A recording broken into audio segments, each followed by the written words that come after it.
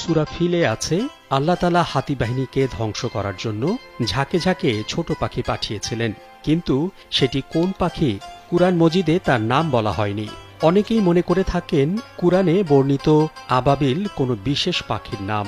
যে সমস্ত পাখির দ্বারা কঙ্কর নিক্ষেপের মাধ্যমে আল্লাহ তাআলা আব্রাহার আসহাবুল ফিলকে ধ্বংস করে দিয়েছিলেন এবং কাবাকে রক্ষা করেছেন, তাদের কথা সূরা ফিলে এভাবে এসেছে, আল্লাহ তাদের উপর ঝাঁকে ঝাঁকে পাখি পাঠিয়েছেন।